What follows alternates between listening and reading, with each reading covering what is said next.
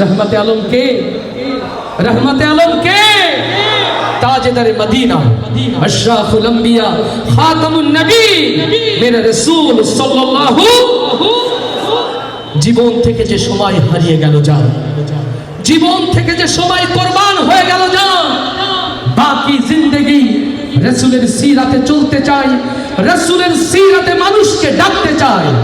এই পথে চলতে গিয়ে, এই পথে মানুষকে ডাকতে গিয়ে জীবনের সর্বস্ব যদি উজাড় করতে হয়, ও আমার প্রিয় ভাইরা, তার জন্য প্রস্তুত আছেন কারা কারা? সেই হাতগুলো দেখতে চান।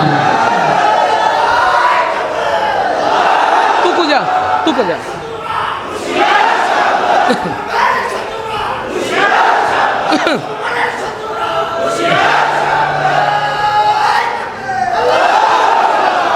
মুসলমানের শত্রু যারা, ওরা সাদেক অডিটোরিয়ামে আসে না, ওরা যে অস্ট্রেলিয়ার পার্লামেন্টে বসে মুসলমান নিধনের প্ল্যান করে, আর এখানে আসে কিছু নিরীহ মানুষ যারা না বুঝে ইসলামের বিরোধিতা করে।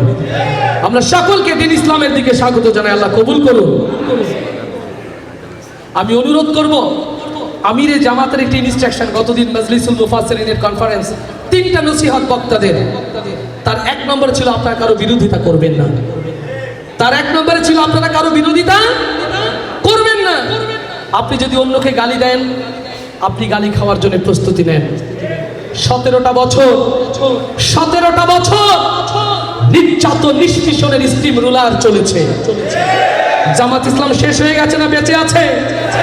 অথচ 5ই আগস্ট সুবে সাদিক হয়নি, যারা নির্যাতন করেছিল পালাবার রাস্তা খুঁজে পাচ্ছে না। এরই নাম বাস্তবতা। আমরা কষ্ট দিতে চাই না কাউকে। রাসূল সাল্লাল্লাহু আলাইহি ওয়াসাল্লাম মক্কা বিজয়ের পর 1 ফোঁটা রক্তবিন্দু ঝরে নাই। রাসূল